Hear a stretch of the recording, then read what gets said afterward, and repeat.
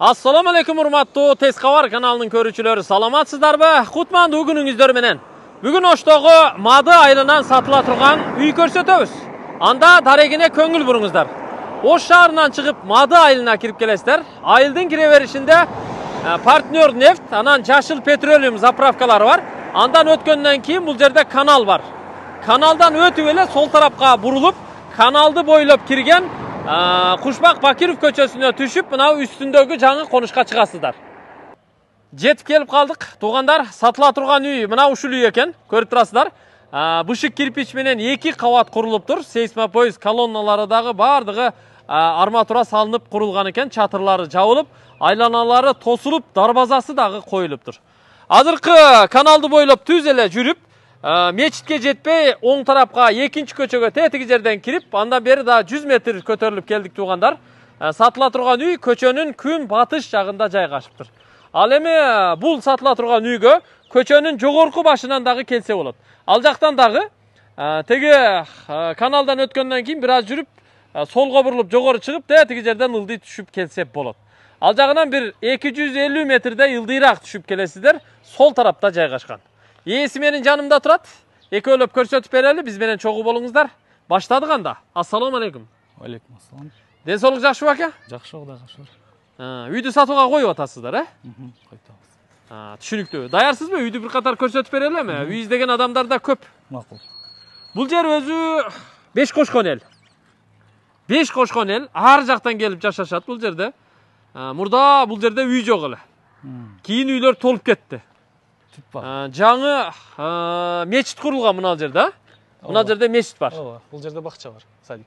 Бала бакча да барбы? Ооба, мына жерде. Жакын экен да? Ооба. Жакшы. Анда жүрүңүздөр туугандар.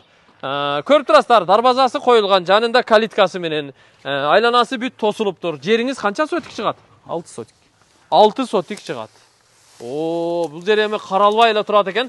6 сотик жер, узун туурасы 20га 30. Үйдүн узун туурасы канчага канча? Үйдүн узун туурасы 11ге 9. 11ге 9. Ооба. 11ге 9.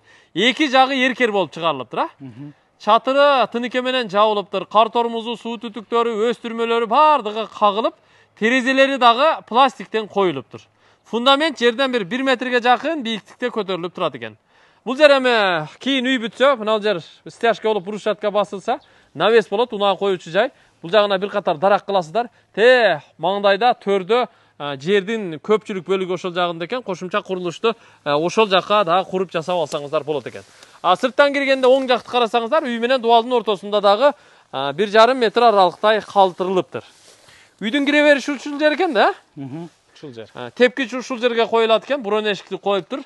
Үстүндө 2 эшик турат го, эмне? Бул жер балкон болобу ошондо? Ооба, бул жерде балкон жасайм деп салынган.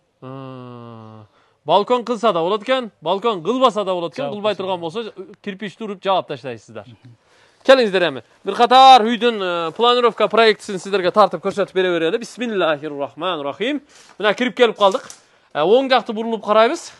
Бул жер экинчи кабатка тепкич чыгат экен, Ооба. Тепкич чыга турган жер дагы кенен жасалыптыр. Мына жер ачык турат. Төр жагы зал окшойт. Ооба, бул жер зал. Бул жер ушундай ачык болобу? Каласа жаап алса болот, но желательно ушундай кылдырганбыз. Ушундай кылдыргансыздар. Бул сиздердин проектиңиздер ушундай, Ооба. Бул зал 5 терезеси бар экен. Көчө жагы 3 терезе болуп чыгарылып, эркер болуп чыгарылган туугандар. Бул жагында болсо 2 терезеси бар экен. Жалпы 5 терезе. Бөлмөнүн туурасы 4 метр экен, ал эми узундугу 7 метр чыгат экен. Фундаменттин ичи мына толтурулуптур. Көрүп турасыздар. Үстү монолит экен, Монолит. Монолит коюлуптур, жакшы. Сол жака бурулуп чоң эшиктен киребиз. Бул жака кирсек, төрүндө эшиги бар экен, сыртка чыкканга. Мына бул кандай бөлмө болду эми? Бул жак кухня. Кухня болот экен да, кенен болот экен, жакшы. Мына жака эмерек койсо, бул жагында чай иче турган орундуктары болот экен да.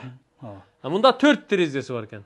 Мындан эми буяка очокканага? Ооба, очокканага. Очокканага. Буяка уланып очоккана курабыз деми, уланып. Ооба, мына үйдүн ягына эле уланып. Бул эшиктен кухнядан буяка кире турган болсок, бул спальня окшойт менимче. Ооба, родительский спальня. Родительский спальня. Биринчи кабаттагы спальня экен, туугандар, көрүп турасыздар. Асты подвал болобу? Ооба, бунун алдын 1,5 метр чукуп, анан мындай. Подушка куюлуп, фундамент куюлуп, подвалга даярдалган экен, Тетиги жерде эшиги бар экен, сырттан киргенге. Ооба. Жакшы.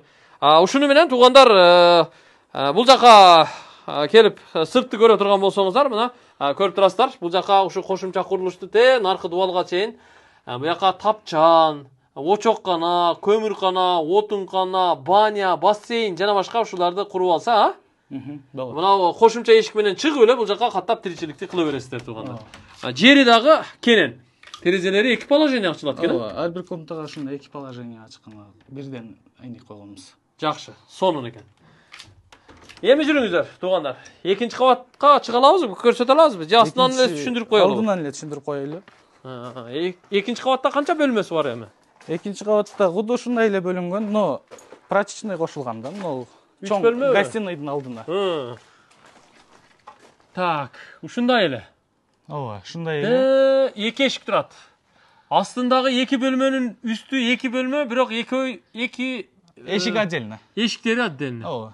Мына бул залдын үстү эмне болуп калат? Залдын үстү жарымы спальный, жарымынан кичине бөлүп ал жака прачечный кылып койгонбуз. Мына залдын эле үстү. Ооба. Жакшы экен анда. Үстүндө дагы 3 бөлмө бар экен, астында дагы 3 бөлмө бар экен. Үстүндө бир санузел бар экен да. Бышык кирпич менен урулуп курулуптур. Мына жерде стеклянный кылып эле чоң эшик коюп койсо, раса сонун болчу да экен, Ооба, атайын ушундай кылып. Киргенде эле. Жакшы, нарагына да брон эшик коюлуптур. Бул жагына да ошондой брон эшик коюлуп. Летний кухняга чыгып кетчү жол ал жак. Сиздер жерин көрүп алдыңыздар, туугандар.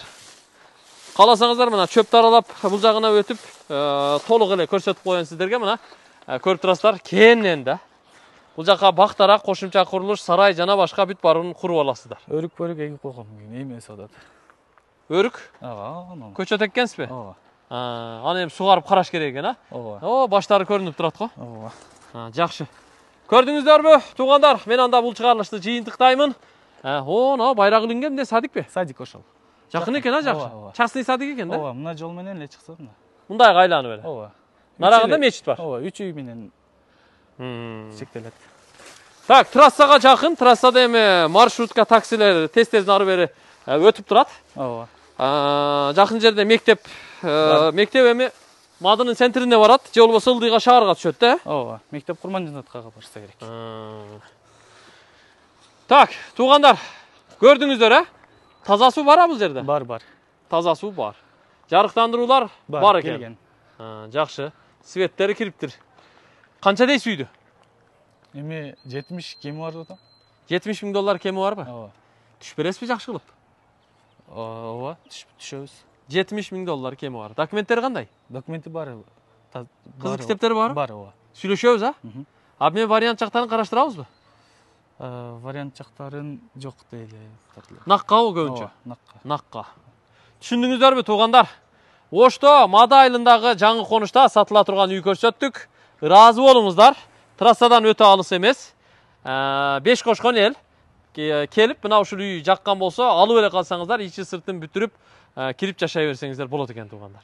Ылайым жакшы адамдарга насип кылсын, тойлор болсун, жакшылыктар болсун. Ушул жерден көгөрүп, агарып, уул үйлөп, кыз чыгарып ушундай жакшылыктарды өткөрүңүздөр. Мен анда бул чыгарылышты жыйынтыктайм. Аманчылыкта көрүшөлү. Үй деп эле жашайт экенбиз. Көрүшкөнчө аман туруңуздар.